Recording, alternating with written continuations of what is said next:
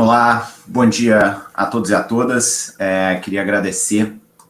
a generosidade do convite feito pela agora quinta edição do LawTech em Rio.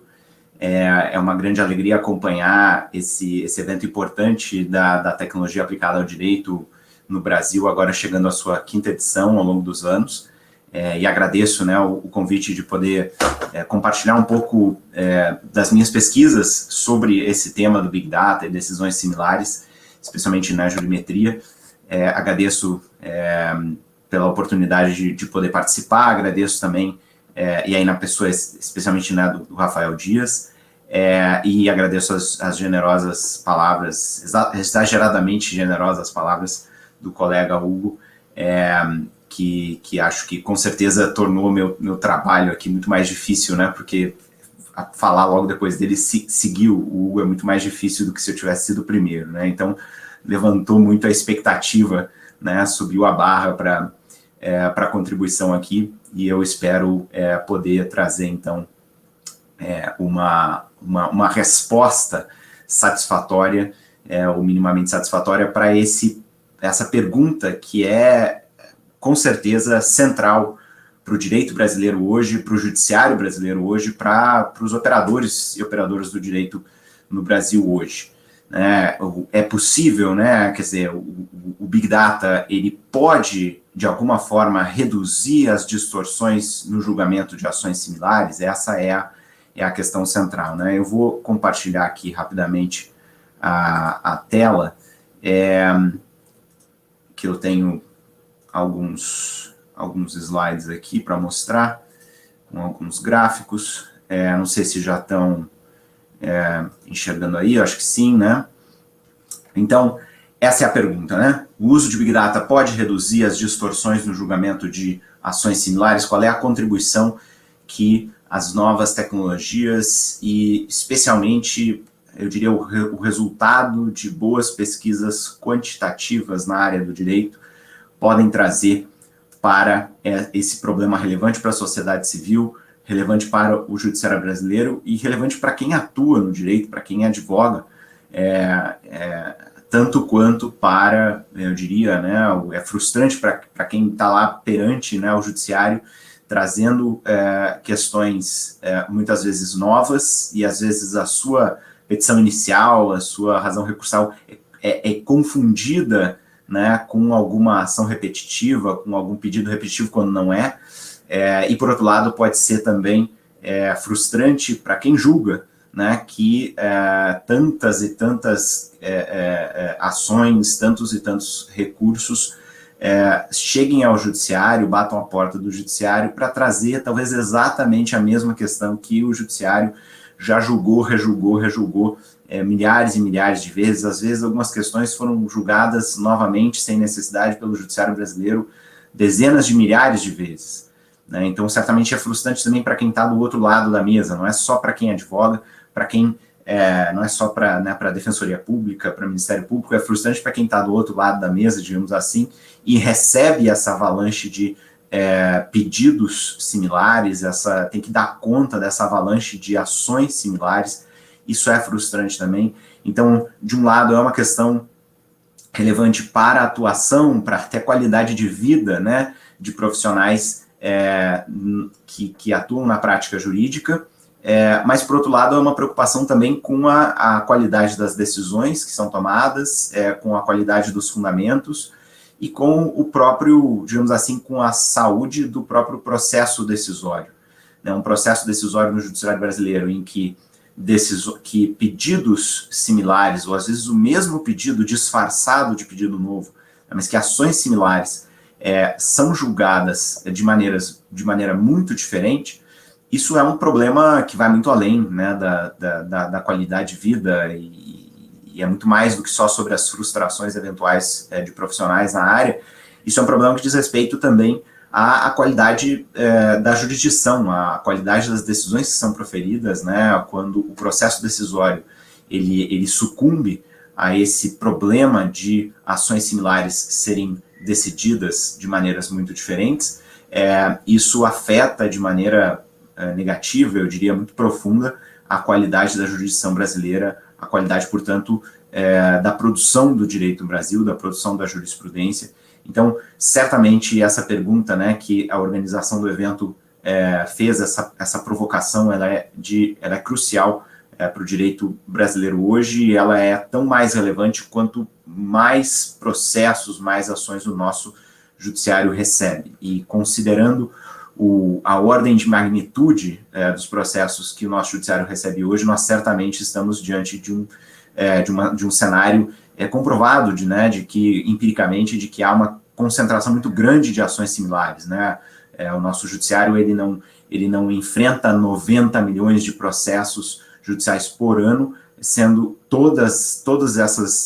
esses 90 milhões de processos trazendo cada um uma nova questão jurídica. Muito pelo contrário, nós sabemos que são algumas poucas questões jurídicas que são altamente repetidas. Então, aqui, para tentar resolver esse problema, nós teríamos duas opções, né, de partida, duas opções possíveis. Uma primeira opção possível para evitar distorções nas decisões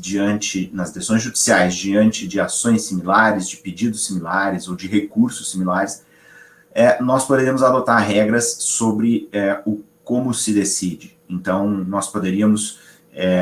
criar certas obrigações para juízes e juízas, para desembargadores, desembargadoras, né, ministros, ministras, em relação a o que seguir. Essa é certamente uma alternativa que é muito tentada, né? Agora há pouco a discussão era sobre civil law, common law, e o quanto de relevância para precedentes e o quanto de vinculação a precedentes anteriores se impõe ao nosso judiciário, aos nossos decisores. Mas a verdade é que essas alternativas tentadas já no nosso CPC anterior, e certamente com bastante, né, um investimento, eu diria, forte feito no atual Código de Processo Civil, até agora a questão, né, das súmulas vinculantes e assim por diante, então criando certas obrigações, certas regras sobre como decidir, de o que precisa ser citado, que tipo de decisão anterior precisa ser mencionada, e de certa forma o que a decisão atual é obrigada, com o que ela é obrigada a dialogar e o quanto ela é obrigada a repetir, né, alguma decisão anterior, especialmente quando é de uma instância superior. Essas alternativas são sobre, impondo regras sobre como é que o juiz ou juíza vão decidir no caso concreto. E me parece que um cenário em que elas fazem parte do todo, né, que essa primeira alternativa faz parte do todo, faz parte do pacote, acho que é um cenário melhor em que nós simplesmente ignoramos essas alternativas, né, é um cenário em que a gente diga agora, né, causas repetitivas, súmula vinculante, vamos jogar tudo isso fora, vamos abrir mão disso. Acho que não é o melhor, né, acho que tem uma contribuição. Porém, certamente não podemos esperar que esse problema das distorções, né, sobre questões similares que são trazidas ao judiciário, não podemos esperar que esse problema vai ser resolvido exclusivamente com regras sobre como decidir. E me parece que, olhando para trás, nós vemos que, de fato, quando as apostas foram exclusivamente em regras sobre como decidir, nós vemos que certos institutos, como, por exemplo, a súmula vinculante, são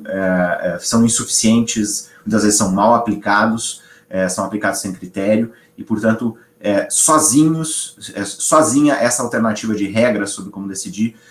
se mostrou incapaz, de novo, não é que ela deve ser abolida, mas ela se mostrou incapaz de sozinha responder ou resolver esse problema relevante sobre as distorções, né, decisões com distorções diante de pedidos similares ou de ações idênticas. Então eu diria que nós temos que trabalhar também uma segunda alternativa em paralelo, concomitantemente, uma segunda alternativa que diz respeito a regras, não sobre como o juiz ou juíza deve decidir, até porque a regra sobre como devem decidir também cria uma tensão com a autonomia judicial, com a independência judicial, então são sempre muito mais complicadas. Mas nós temos que investir também em regras sobre informações para subsidiar decisões. Então, quais são as informações que, né, o judiciário deve obrigatoriamente fornecer ao juiz, ao juíza, para que essa pessoa decida aí como vai ser sua decisão. Isso pode parecer, então, que não traz nenhum tipo de vinculação, ou talvez não criaria incentivo suficiente para que essas pessoas passassem a prestar mais atenção nos pedidos repetitivos e nas decisões repetitivas, mas eu acho que, na medida em que existe informação pública sobre decisões repetitivas, e existe informação pública apontando que determinado novo caso ainda não decidido, ele, na verdade, traz pedidos muito similares a X outros casos, às vezes X milhares de casos já decididos, essa informação pública ela acaba criando também um incentivo muito forte para, e, portanto, quase entra, né, na primeira alternativa, acaba criando quase uma obrigatoriedade por uma questão de incentivo muito forte para que juízes e juízas prestem atenção nessa questão, se essa informação é pública para todos, né? Então, os próprios advogados e advogadas podem, em determinado processo, falar, olha, já consta aqui a informação pública, né, de que essa causa, esse tipo de causa de pedido, esse tipo de pedido já foi julgado todas essas vezes antes, agora está aí na sua mão, vamos ver como é que vai julgar, né? O juiz não é obrigado a julgar de maneira tal ou qual, mas com essa informação presente, pública e podendo ser utilizada pelas partes, cria-se também algo que é muito parecido com quase uma vinculação, quase uma espécie de no bom sentido, né, quase uma espécie de coação, né, de um incentivo positivo para que juiz ou juíza preste atenção no fato de que esse pedido que está sendo julgado, que vai ser julgado, ele, na verdade, é muito similar. Então, aqui nós temos, então, eu vou falar especificamente, eu acho que é aqui onde o Big Data tem, e a jurimetria e a estatística no direito, e aí para resumir, então, talvez a ciência de dados no direito é aqui onde tem mais a contribuir, nessa segunda alternativa. Então, aqui nós temos 3 frentes possíveis para usar ciência de dados no direito, para colaborar, para contribuir para a produção, né, de informações para subsidiar decisões. Então, aqui, uma possibilidade é que o judiciário e os diferentes tribunais invistam mais em pesquisa sobre jurimetria, o que me parece que tem sido um ponto não totalmente ignorado, claro, não é uma área em que o judiciário brasileiro fez zero sobre, mas em comparação com o investimento que é feito em relação à automatização de tomada de decisão, me parece que aqui o investimento do judiciário brasileiro tem sido menor. Tem se investido bastante em automatização de tomada de decisão, o que é bom e é necessário, mas a gente tem visto menos do que deveria haver, menos do que o ideal, de investimentos em sistemas públicos de gerar informações sobre pedidos similares para diminuir essas distorções. Então, a produção dessas informações, a produção dessas estatísticas, a produção dessa jurimetria, muito embora seria importante que o judiciário também fizesse isso, até pelo acesso privilegiado que tem a determinados tipos de dados, acaba sendo feito, essa lacuna quase, ela acaba sendo suprida, na maior parte das vezes, pelas low-techs, né, por esse grande ecossistema, esse rico ecossistema que nós temos, felizmente, hoje no Brasil, de low-techs, de empreendedorismo, que estão produzindo, né, numa determinada área, né, de dados sobre dados judiciais, tem produzido estatísticas que são úteis para as partes. Mas o meu ponto é que essas 3 alternativas, elas deveriam ser exploradas como pesquisa que resulta em informação pública. Aqui é uma área em que o judiciário brasileiro deveria investir mais do que está investindo hoje. Felizmente, né, uma parte do que nós poderíamos ter, do que a sociedade, uma parte dessa demanda da sociedade civil é atendida pelas low-techs, mas eu acho que não deveria ser uma obrigação apenas, não deveria ser uma obrigação das low-techs ter que suprir 100% dessa demanda. Eu acho que parte dessa obrigação também é do Poder Judiciário. Então, uma primeira opção, se nós estamos pensando em fornecer para, né, o magistrado ou magistrada do caso, antes da decisão, do momento de produzir a decisão, se nós estamos pensando em criar regras sobre que tipos de informações devem ser fornecidas relacionadas a decisões similares, ou mais especificamente a pedidos similares, então, um primeiro tipo de informação que pode ser relevante, que pode ser construída, sobre similaridades entre o texto de documentos jurídicos. né? Então aqui tem um gráfico de uma pesquisa da qual eu sou um de vários, né, coautores, e aqui eu vou mencionar 3 pesquisas. Para todas elas vale a mesma coisa, né? Seja na academia, seja no âmbito, né, do setor privado, das low-techs, seja no Poder Judiciário, fazendo essas pesquisas. Nós estamos falando sempre de equipes multidisciplinares, de grandes equipes, né?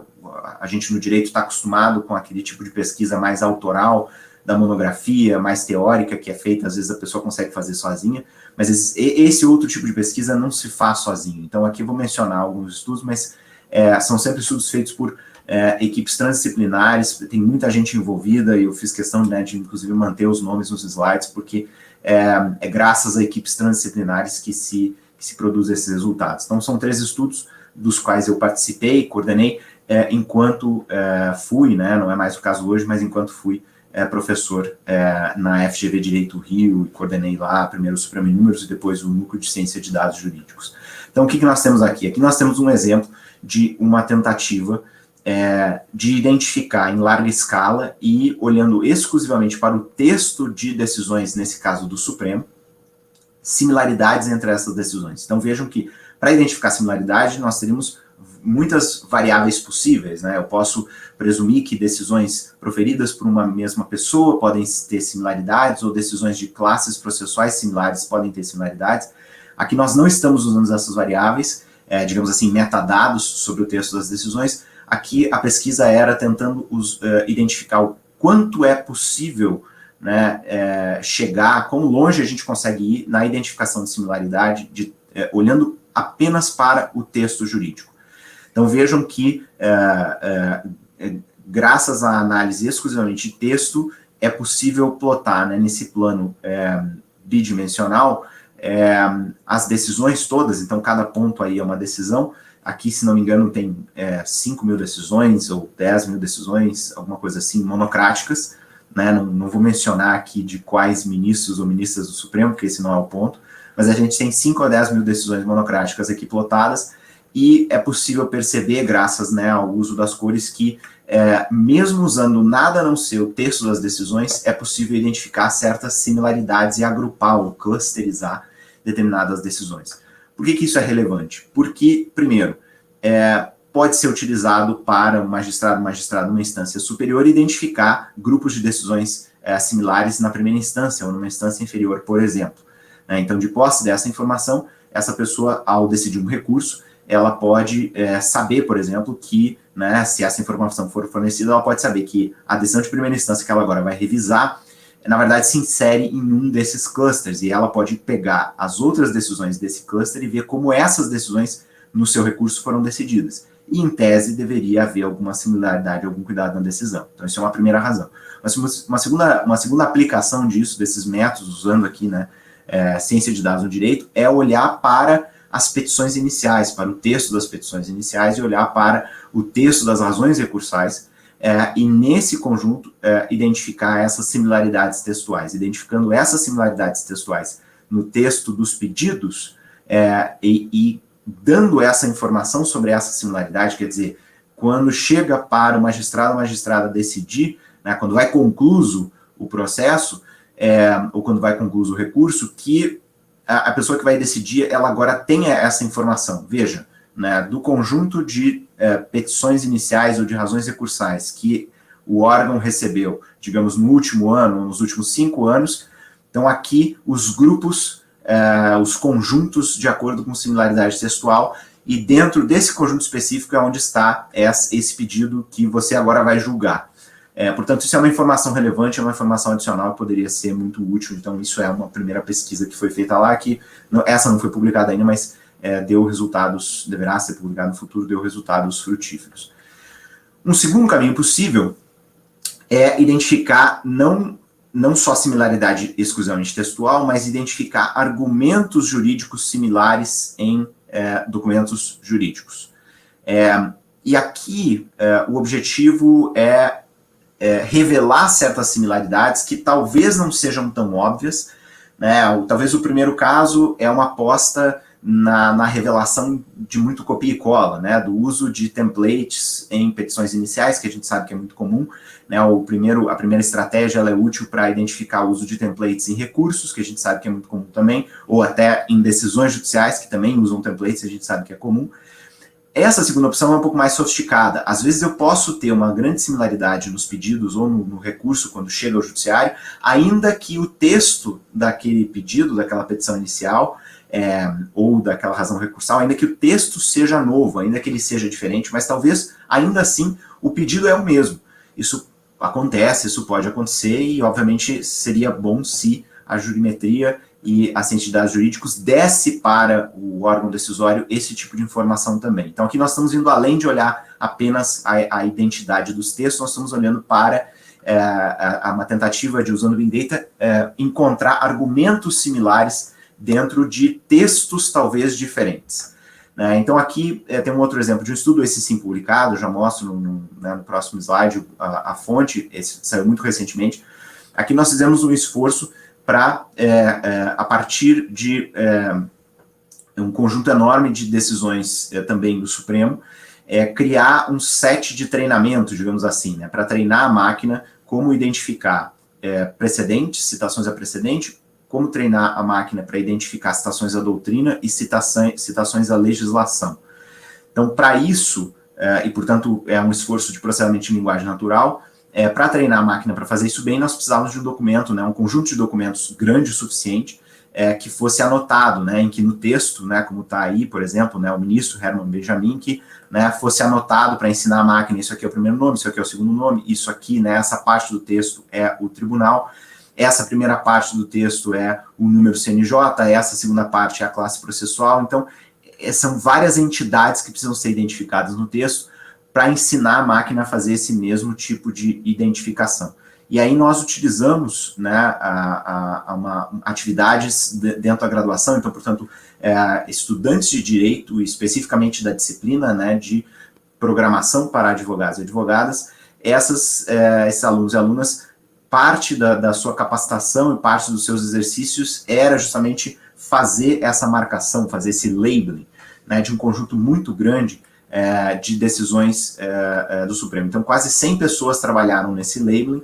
para daí a gente comparar a similaridade entre o que essas pessoas estavam fazendo nas marcações, a gente descartou aquelas marcações que eram discrepantes e ficou só com as marcações que eram muito similares entre si, e daí a gente presume, né, uma certa precisão. E aí esse conjunto das marcações mais similares, então milhares de marcações, isso foi usado para treinar a máquina. E aí o resultado foi esse paper, então, que foi publicado recentemente, essa Information Processing and Management, é uma revista muito importante da área de engenharia, tem um fator de impacto gigantesco, mas aqui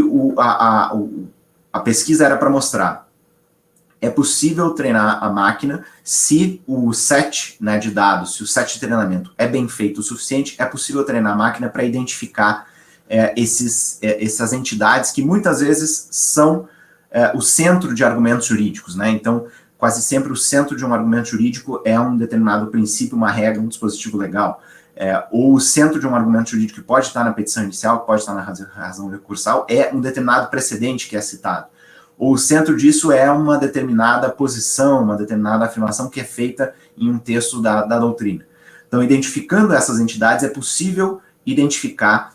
um primeiro passo, um passo muito importante para identificar argumentos. A questão e era isso que era o problema de pesquisa relevante aqui, né? Será que eu consigo fazer isso? Ensinar a máquina a fazer isso? De maneira automatizada, em milhões de decisões, e a gente teve bastante sucesso, né? Após treinar com esse dataset, os modelos, de maneira geral, eles tinham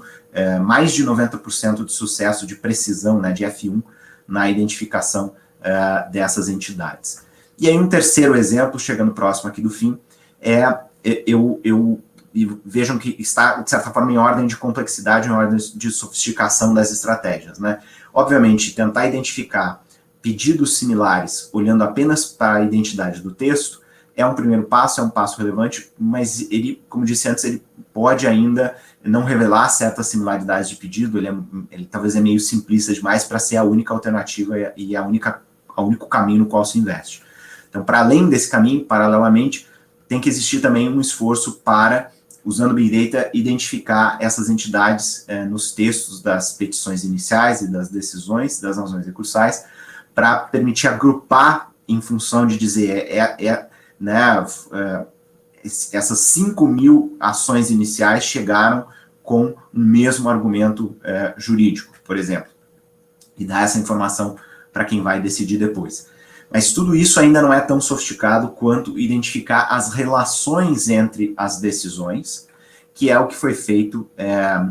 em um outro estudo, onde nós olhamos, esse publicado ainda esse ano também, mas há alguns meses, onde nós olhamos para 280 mil decisões do STJ ao longo de vários anos,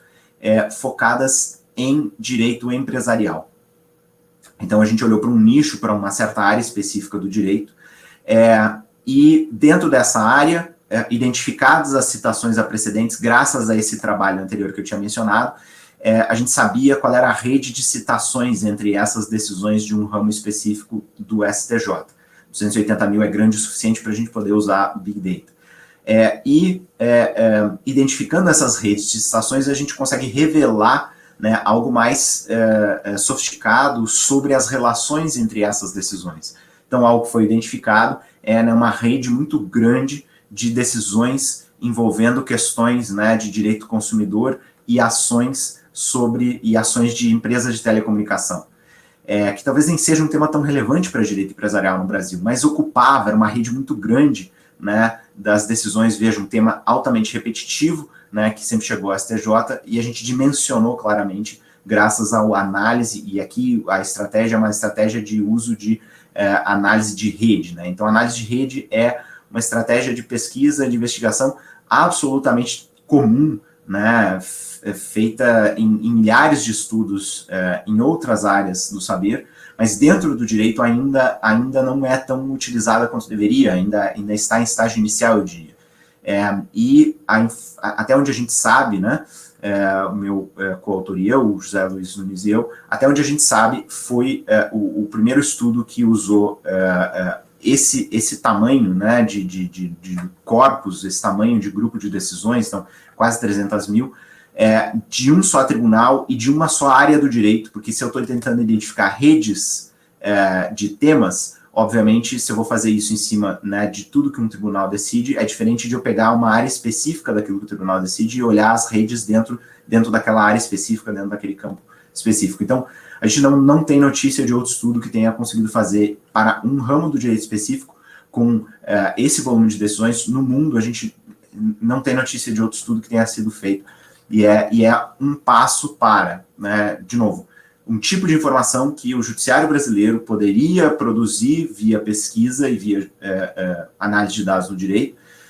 para informar, então, para a pessoa que vai tomar a decisão, antes da decisão ser tomada, naquele momento de conclusão, chegar também a informação sobre aqui estão as redes das relações entre ou decisões judiciais anteriores, para a pessoa pensar onde é que a minha vai se inserir, a minha vai ser um ponto isolado na rede, o que é meio improvável, ou essa minha decisão vai estar dentro de uma rede já existente, portanto eu tenho que tomar cuidado para ver se a minha decisão está sendo similar a essa rede já existente. Mas é possível fazer a mesma coisa, de novo, para o texto das petições iniciais. Então, da mesma forma que eu consigo fazer redes de decisões judiciais, eu também posso fazer redes e estudar as redes das petições, para identificar onde é que estão os grupos de similaridades e como é que se comportam.